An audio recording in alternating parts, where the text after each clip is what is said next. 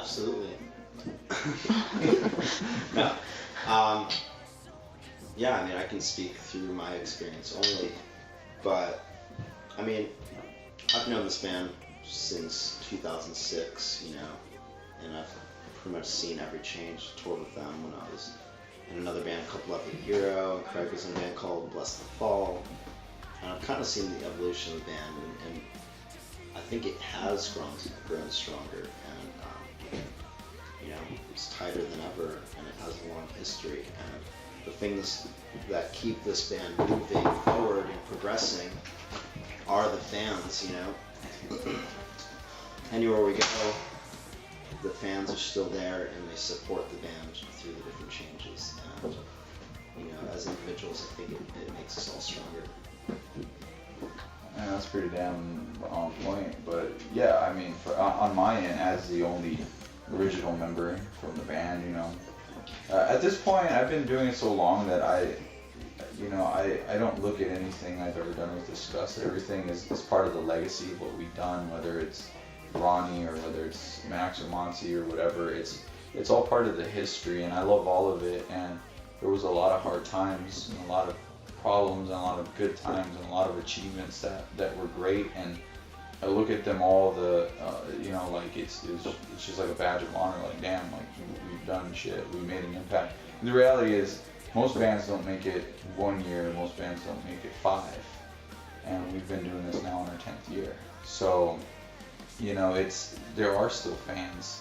Most bands, this today, it's not the biggest show in the world, but it's certainly something I'm proud of. It's still a big show in another country, in a different continent, and it's like, damn, people still give a fuck.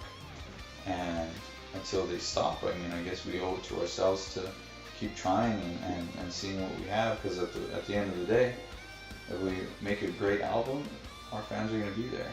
And if we make a shitty one, they're not. And that would happen whether it was the same band members who all got along and loved each other and are all brothers, or if it was people who just hate each other. It doesn't matter. If you have a great album, people are going to love you. And that's the way I look at it. So that's why we keep going on. And right now it's exciting. It's very scary, but it's also exciting.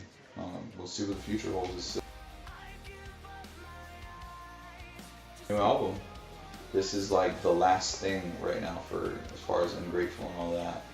And once we finish this, we're gonna work on a new album and just hit it hard. Me and Kevin have been talking a lot, jamming a lot and just doing stuff and having fun with it and seeing where we go. And I don't know, we have a little bit of time to work with, so we want to just try different shit out. And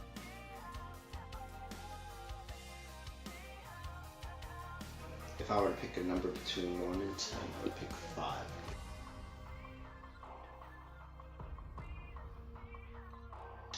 If I choose to spend my last day on Earth, I think about this every single day of my life. And I'll probably spend it with a lot of family, but then also probably have some fine champagne, play a little music, have some sex, and eat a great meal.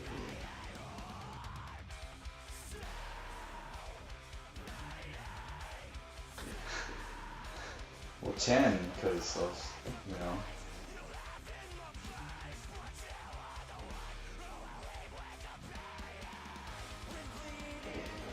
Well, I have read the Zombie Survival Guide.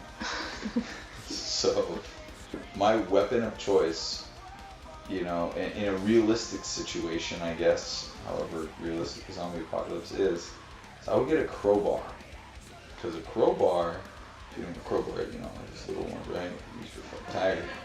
That is like it's the sturdiest weapon. It won't break. It's not too long to where you can't swing it all the time. It's short enough, but it has power and it keeps you out of range of the zombie. And it's really durable. So it's a weapon you can keep forever, and it's usually pretty lightweight. So I would probably have to choose that, because a gun would be great, but you run out of ammo really quickly and it gets jammed and things like that. And as far as close range weapons is Pro War, but I would prefer a fucking machine gun with endless ammunition. And I don't know, what role would I play? I don't know, man. I don't know. What would you do? Would I choose? What role would you play? What role would I play? I'd be the leader. I'd bring everyone to a safe prison. And we break into this prison. And, you know, probably give birth in the prison. This guy And loved the then boss. maybe after the prison, like find like a farmhouse, and meet like an old guy that'll help fix everyone's wounds. And you might have some other zombies running around in a little house on this property.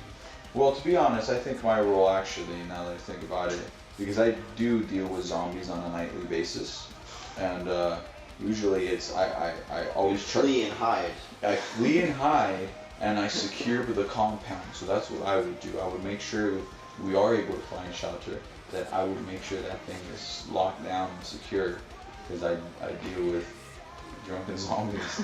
Drunken regularly. zombies pulling out their ball sacks. Yeah.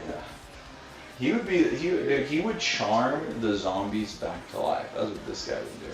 Be like, hey zombie, you must be you must be from Tennessee, because you're the only 10 I see. You know, I would just hit on him. Like, hey mommy.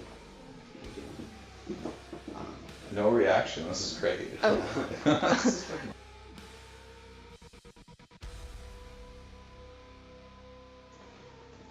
ETF 2015. www.escapefate.com for all our tour dates, info. Yeah. Stay Awesome. tuned for the future. Thrasher TV.